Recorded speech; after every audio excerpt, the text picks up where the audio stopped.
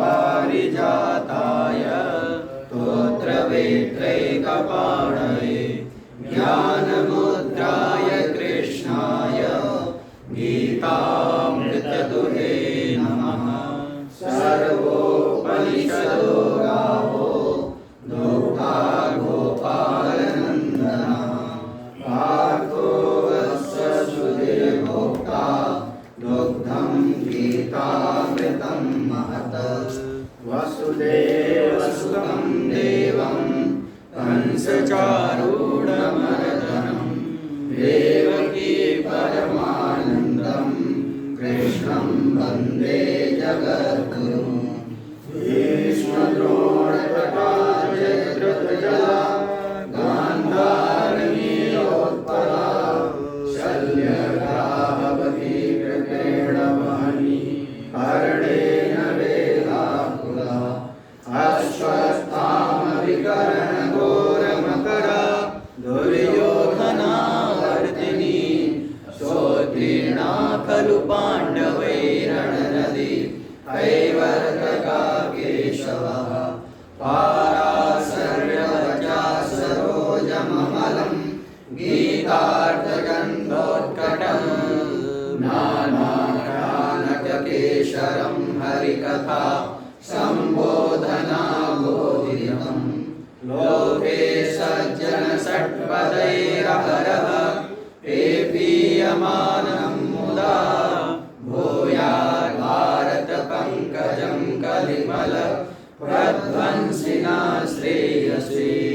मूकं करोति वाचालं पङ्गुं लङ्घयते गिरिं यत्कृपातमहं वन्दे परमानन्दमाधवम्।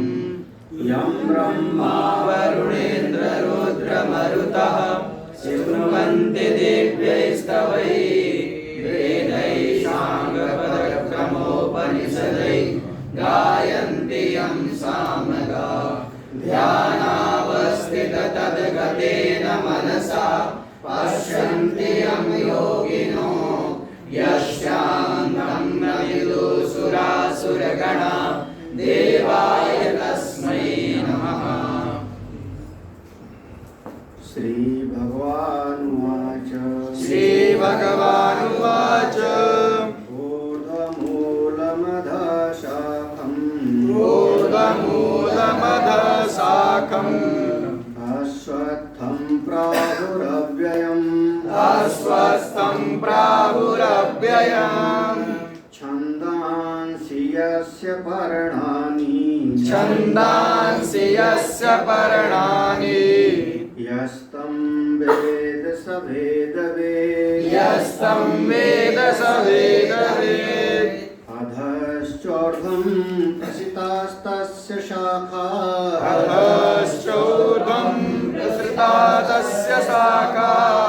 गुणा प्रवृद्धा विषय प्रवाला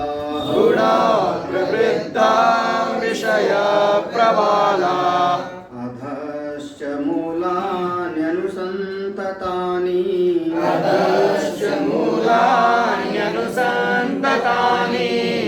कर्मानुबन्धीनि मनुष्यलोके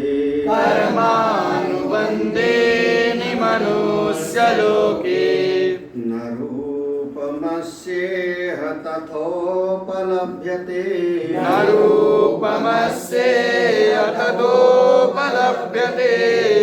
नान्तो न चादिर्न च सम्प्रतिष्ठा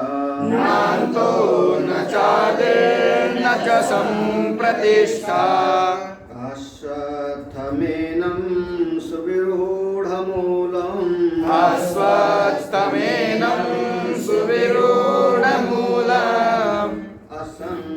असङ्गशस्त्रेण दृढेन छित्त्वा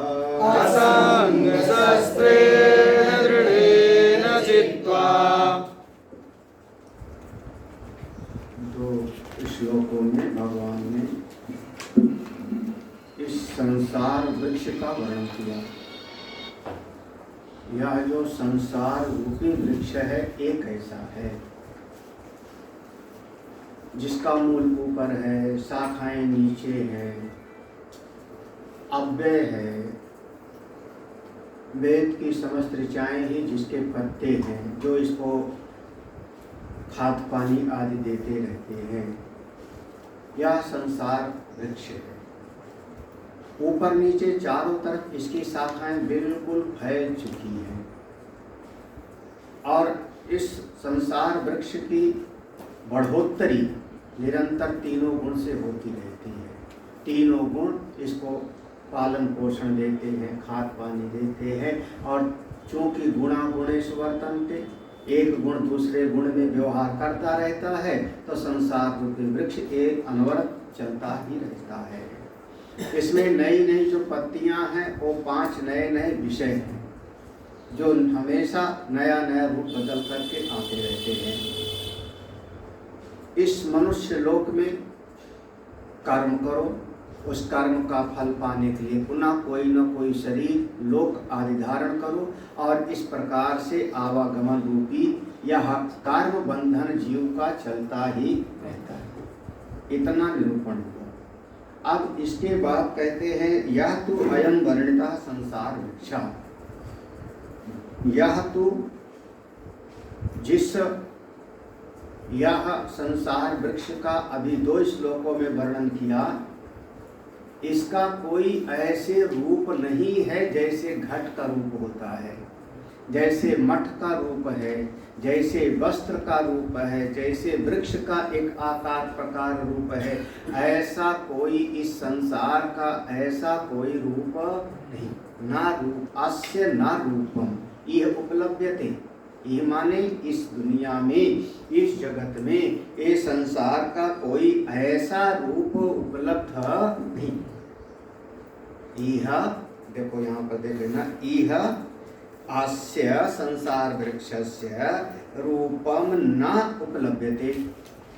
इस संसार वृक्ष को आप इस दुनिया में देखने जाओ तो जैसे और सब नाम रूप की चीजें दिखाई पड़ जाती है, ये ऐसे दिखाई ही नहीं। और विशेष बात यह है कि तथा न अंतः, ये संसार वृक्ष कब तक चलता रहेगा कोई इसका पता ही नहीं। क्यों? न आदि, क्योंकि इसका प्रारंभ भी पता नहीं। तो जिसका प्रारंभ भी पता नहीं है, अंत भी इसका पता नहीं है, तो बीच में तो कहते हैं न च संप्रतिष्ठा, बीच में भी ये ऐसा ही रहेगा, इसकी कोई प्रतिष्ठा नहीं। ये ऐसे रहेगा, कोई कहा नहीं जा सकता। ये संसार रूपी वृक्ष, ये संसार ऐसे रहेगा।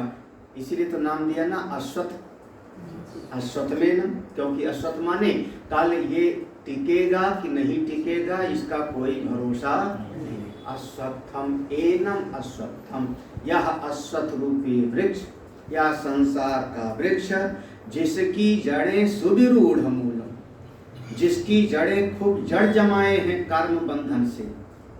कर्म फल का भोगने के लिए शरीर, फिर शरीर से करेगा कर्म।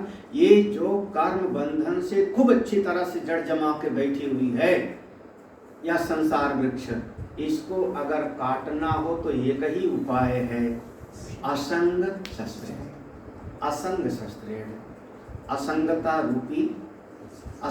रूपी निरपेक्षता रूपी शस्त्र उठाओ, छित्वा उससे को काटो। इस संसार वृक्ष को उसी से काट सकते हो।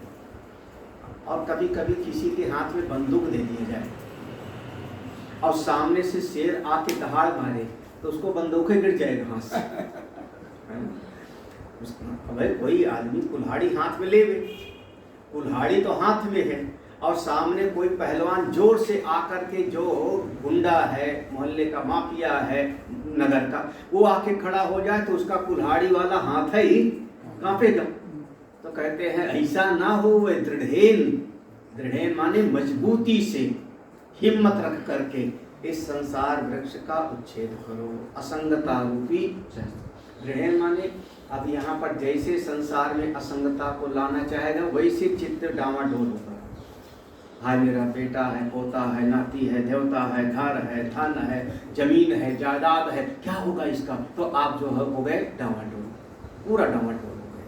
तो ऐसा कोई विचलित न होवे, दृढ़ छित्वा, इस संसार वृक्ष का उच्छेद करके, छित्वा माने काट करके। तो अगला श्लोक इसके साथ जुड़ता है, काट करके फिर क्या करें, संसार वृक्ष से काट करके हम क्या करें, तो अगला श्लोक कहेगा ये करो, तथा पदम तत्परिमार्गितव्यम, फिर उस परम पद की खोज करनी चाहिए। तो पहले संसार वृक्ष का काट करके तो आगे उस परम पद की खोज करो। जैसे वही वो कहा ना, कुएं वाला पहले मेरा कुत्ता को निकाल के फिर उसमें इत्र फुलेल डालो, यही है ना, तब उसमें जो है जल उसका शुद्ध हो जाएगा। ऐसे पहले जो चित्त में संसार वृक्ष बैठा है, संसार के राग द्वेष बैठे हैं, कर्म बंधन बैठा है, इसकी पहले जो है निवृत्ति करे हिम्मत से, और उसके बाद फिर ब्रह्म विद्या भीतर बैठती है। ऐसे थोड़े बैठ जाती है। भाष्य देख लेते हैं, इस श्लोक का अर्थ समझ है ना रूपम अस्य इहि उपलब्धते, इस संसार वृक्ष का कोई रूप यहाँ पर उपलब्ध नहीं, तथा ना अंतः, और भी इस संसार वृक्ष का कोई अंत नहीं, ना चा आदि, इसका कोई आदि भी नहीं, ना चा संप्रतिष्ठा, वर्तमान में भी ये कोई ऐसे ही रहेगा, इसकी कोई प्रतिष्ठा नहीं। अश्वत्थम एनम, एनम अश्वत्थम, ये कौन सा वृक्ष है, अश्वत्थ का। सुविरूढ़ मूलम, इसकी जड़ें बहुत अच्छी तरह से मजबूती से जमी हुई हैं, कौन सा, राग द्वेष की, कर्म का बंधन की, कर्म से शरीर, शरीर से फिर कर्म, फिर फल, इसको असंगता रूपी शस्त्र से काटा जा सकता है। इस श्लोक तो याद है आप लोगों को। हाँ, न रूपम अस्य इहि यथा वर्णितम तथा न एव उपलभ्यते, स्वप्न मरीचि उदक माया गंधर्व नगर समत्वात् दृष्ट नष्ट स्वरूपो ही सह इति, अतएव न अंतो न पर्यंतो निष्ठा समाप्ति व विद्यते। अरे देखो, ना रूपम, इसका कोई रूप नहीं है, अस्य, अस्य माने इसका कोई रूप नहीं है। ये इस लोक में जैसे कह दिया ना संसार वृक्ष, तो ऐसा जैसे और कोई पेड़ होता है ऐसा कोई इसका रूप नहीं। यथा वर्णितम तथा न ये उपलब्धते। अब ऐसा मत देखने जाओ कि जड़ ऊपर फैली है, पत्तियां नीचे हैं, फिर उसमें फूल लगा हुआ है, ऐसा देखने मत जाओ। ये संसार को रूपक के माध्यम से समझाया है। ये संसार एक रूपक, उल्टे वृक्ष के रूपक से समझाया है। कैसा है संसार, यहाँ देखना दृष्टांत कितना दिया, स्वप्न मरीचि उदक माया गंधर्व नगर समत्वात्, इसके जैसा। ये सारा का सारा स्वप्न वृक्ष स्वप्न के जैसे है। जैसे स्वप्न जगत में आपको दिखाई पड़ा और अगले क्षण क्या दिखेगा कोई भरोसा नहीं सपने में। अभी अभी सपने में आप गंगा जी स्नान कर रहे थे, अभी अभी, और अचानक अगले क्षण शायद रामेश्वरम पहुंच गए, शायद सेकेंडों में मन की वृत्ति बदल गई और आप कुछ और। तो ये स्वप्न जगत के जैसे, स्वप्न जगत माने जिसकी कोई स्थिति नहीं है, केवल भाषित होता है, दिखता मात्र है, वास्तव में है। ये दृष्टांत सारे देखना, जो दृष्टांत दिया, स्वप्न जगत माने भाषित है, इसकी उत्पत्ति नहीं है, उपलब्धि नहीं है, या विद्यमान नहीं है बल्कि भासमान है। ये दो शब्द ध्यान देना। जैसे रुमाल विद्यमान है, माइक विद्यमान है, तो इसको मैं भी पकड़ सकता हूँ, कोई दूसरा भी इसको पकड़ सकता है, काट सकते हो, इसको जो है तोड़ सकते हो। लेकिन माइक ना होवे और कोई जादूगर यहाँ माइक का भ्रम दिखा देवे, तो उसको क्या कर सकते हो। जैसे जादूगर ने रुपया दिखा दिया, जादूगर ने कबूतर दिखा दिया, जेब से निकाला कबूतर दिखा दिया टोपी से, तो वह वास्तव में विद्यमान नहीं है बल्कि भाषित हो रहा है, केवल दिख रहा है। हम बहुत बचपन में जादूगर गांव में आए, गांव के जादूगर होते थे, ऐसे बजा करके इकट्ठा करते थे, और फिर उसने एक गुड़िया निकाली, वो कपड़े की बनाई थी, एक डंडी थी, तो जादू दिखाते घंटों के बाद वो बुढ़िया को ऐसे डंडे से मारा, पैसा दे, तो खन्ने से निकला, और इतना सारा पैसा निकला है खन्ने से। बाद में फिर जो है वो अपना एक ऐसे वो कटोरा बड़ा सा रखा था, उसकी जो है छोटा सा बच्चा था, लेके मांगने लगा। तो हमारे पास आया तो हमने कहा कि वो तो बुढ़िया से मांग ले, मेरे पास क्यों आया है? पैसा दे रही है, पैसा दे ही रही है, वो पैसा दे ही नहीं, तो चाहे जितना निकाल लो, काहे के लिए हमसे मांग रहे हो, लोगों से क्यों मांग रहे हो, गांव के लोगों से? तो उन्होंने फिर जो है वो खबर हमारे बात से आगे निकल गया मांगते हुए। मतलब जो है आप जैसे हरिद्वार में महात्मा लोगों के पास भिखारी भी नहीं आता, इतना गए मुझे। ट्रेन पे भी देखो, आप बैठे हो ना, ट्रेन पे आप बैठ जाओ, लाल कपड़े पीले कपड़े में ट्रेन पे बैठ जाओ, तो हिजड़ा आते हैं, सबसे मांगते, तुमसे वो पैसा भी नहीं मांगेगा। भिखारी नहीं तुम्हारे पास मांगेगा, क्यों? क्योंकि ये खुद भिखारी है। तो स्वप्न जगत में जो दिख रहा है वो वास्तव में है नहीं, बल्कि भाष्य है। ऐसे ये संसार रूपी वृक्ष भाषित है। स्वप्न देखो, दूसरा दृष्टांत दिया, मरीचि उदक। मरीचि उदक माने रेगिस्तान में जो मृग मरीचिका दिखाई पड़ रही है, उस मृग मरीचिका में दिखने क्या लगा? उदक। उदक माने जल। एक दूसरा दृष्टांत दिया, मृग मरीचिका का जल दिखाई पड़ता है, तो वो जल से किसी की प्यास बुझने वाली नहीं, वो भाषित है, वास्तव में वो वहां पर है नहीं। आप पकड़ने जाओ तो मिलेगा नहीं, लोटा भर पानी लेने जाओ तो मृग मरीचिका के जल से तो मिलेगा नहीं। वो एक दृष्टांत दिया। एक बंध्या पुत्र उसने मृग मरीचिका के जल में स्नान किया, खम पुष्प से उसने श्रृंगार किया अपना। सुना ना, ये विद्वानों के बीच में ऐसे सुना जाता है। खम पुष्प से उसने अपना श्रृंगार किया, गंधर्व नगर के आए हुए रथ पर वो चढ़ करके और युद्ध के लिए निकलता है।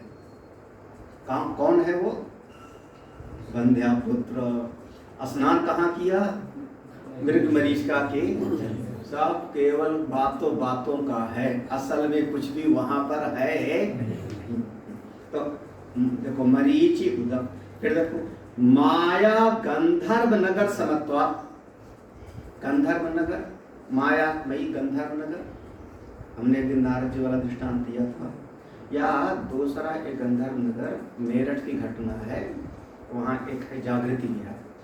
वहाँ पर जैसे हम लोगों की दीवार में सीलन आ जाती है ना, तो हम लोग तो टाइल्स लगवा देते तो दिखता ही नहीं, अगर प्लास्टर हो तो सीलन आ जाती है, कच्ची दीवार हो तो सीलन आ जाती है। तो वो सीलन में ऐसे टेढ़ा मेढ़ा हो जाएगा। तो किसी के घर में वो जो सीलन आई थी उसी पर उसने चाक से ऐसे बना दिया, और सिर आँख हाथ वैसे सब, और उसने कहा हमारे घर में साईं बाबा दर्शन दे रहे हैं, शिरडी के साईं बाबा दर्शन दे रहे हैं। वो महाराज घर पर मेला, फिर वहीं पर उसने धूप बत्ती जला दिया, वहीं पर उसने रख दिया, चढ़ावा चढ़ना शुरू हो गया। असल में था क्या? वो दीवार में सीलन होती है, तो वहां पर ना तो रथ है, ना घोड़े हैं, ना साईं बाबा हैं। अब उसमें आप चाहे जो आप मोर देख लो, वो जो सीलन होती है उसमें मोर देख लो, उसमें हाथी देख लो, उसमें देवता देख लो, अरे उसमें नारायण विष्णु को देख लो, वो सीलन टेढ़ा मेढ़ा होता है। तो वास्तव में वहां पर है नहीं, बल्कि दिखता है। तो इसी का नाम है गंधर्व। गंधर्व नगर हमने सीलन का दृष्टांत दिया, उस समय दृष्टांत दिया गया बादल के छोटे छोटे टुकड़ों का।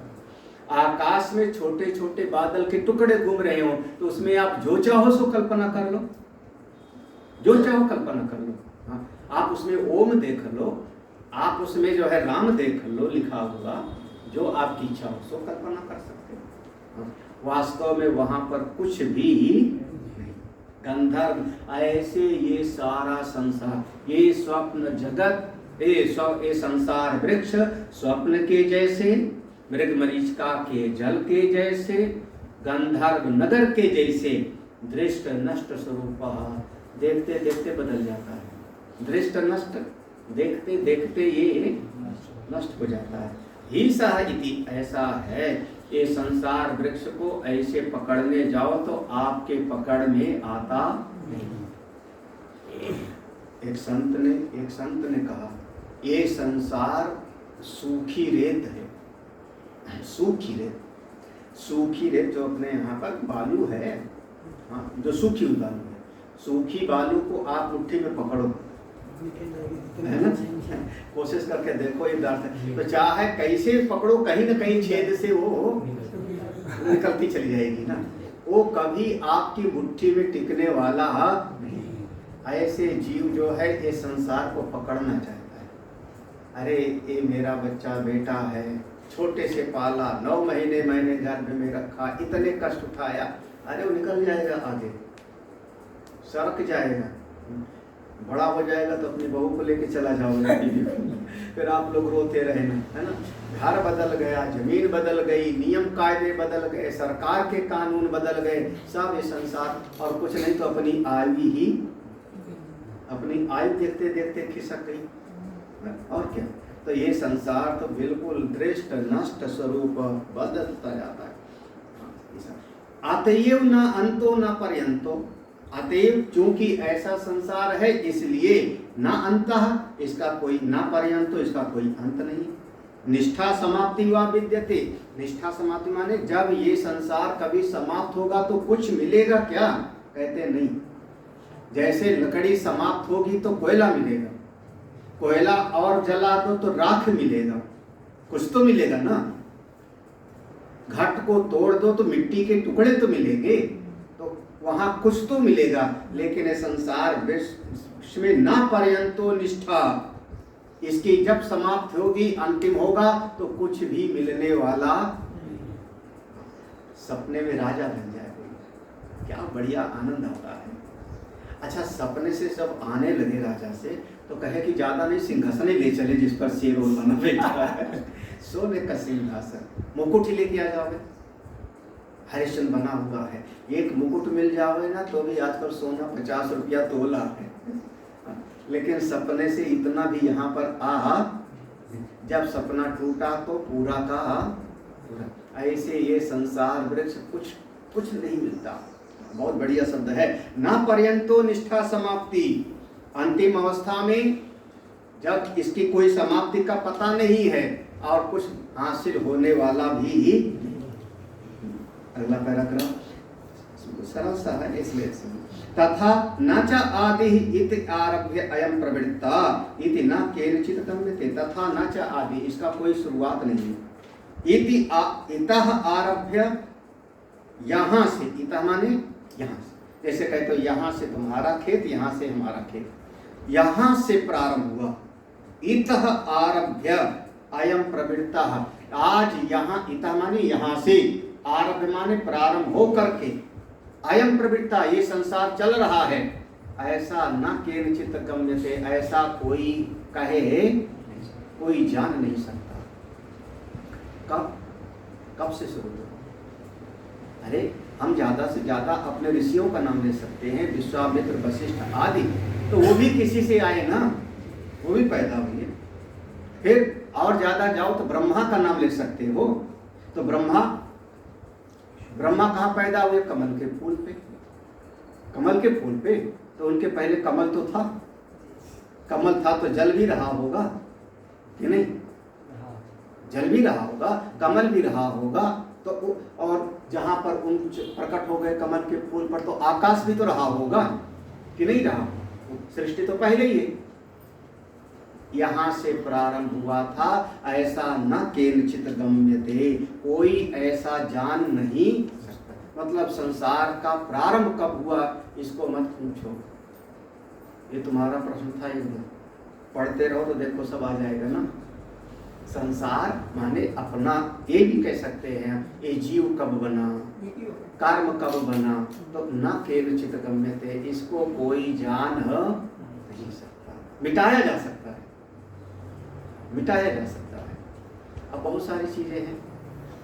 अब कोई पुराना, कोई भागवत में कथाकार लोग सुनाते हैं कि एक मटका है जिसको कन्हई ने फोड़ दिया, है ना, कन्हई ने फोड़ दिया, कब मटका बना था, कौन खरीद के लाया था, बताओ हमको। अब उन्हीं कथावाचक से पूछो तो कहते हैं ददिया जमाने का मटका है। कथा में हम लोग सुनाते हैं बहुत पुराना उनका घड़ा था जिसमें दही जमाया करती थी यशोदा मैया, माने ददिया जमाने का। कब लाए थे पता ना, केनचित कम थे। बहुत सारी चीजें हैं जिनको आप कब मिला, कब बना, कैसे बना नहीं जान दुनिया में, तो ये तो सृष्टि की बात है, कोई नहीं जान सकता। अच्छा, वर्तमान में देखो, ना समाप्ति ना आदि, तो आदि और अंत दो का निषेध हो गया। तो वर्तमान में अभी बीच में, तो कहते हैं नाच संप्रतिष्ठा स्थिति मध्यम अस्य न केनचित् उपलभ्यते। नाच संप्रतिष्ठा ये श्लोक में है ना, नाच संप्रतिष्ठा श्लोक में ऐसा है, माने स्थिति मध्यम बीच में यह स्थित है। अस्य न केनचित्, ऐसा कोई भी व्यक्ति उपलब्धि नहीं कर सकता। हम पकड़ने जाते हैं, पाने जाते हैं, और जब पास पहुंचते हैं तो चीज बदल जाती है क्षण, क्योंकि सारी वस्तुएं क्षण प्रध्वंसी हैं, क्षण क्षण में वस्तुएं बदलती है। इसको कहते हैं क्षणिक विज्ञानवाद। एक एक क्षण में वस्तु बदल रही है। जिस चीज को हम देखते हैं यहाँ से, वो देखो वो चीज दिखाई पड़ रही, जब तक वहां जाते हैं तब तक उसमें कुछ न कुछ बदलाव तो हो जाता है। कुछ शेष बदल गए, कुछ उसमें अंकुर निकल आया, कोई न कोई परिवर्तन हो जाता है। तो यह संसार वर्तमान में भी किसी को उपलब्ध न केनचित् उपलभ्यते। अरे इस जगत से कोई संतुष्ट होके नहीं गया।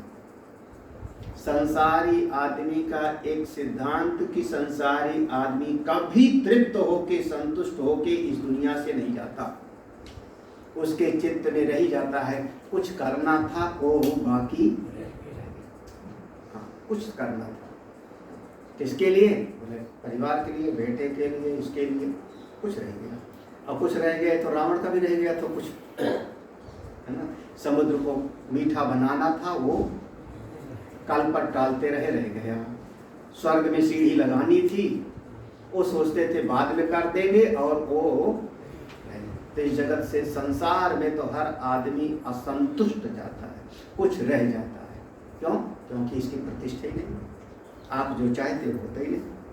अगला देखो, अब इस श्लोक के नीचे की पंक्ति का है अश्वत्थ एक हो गया।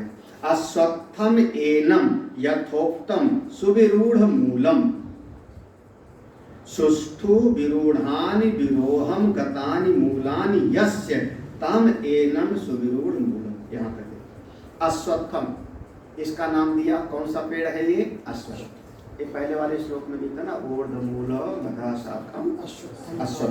अश्वत्थम माने एन, वही पीपल का अश्वत्थ। एनम यथोक्तम, यह जो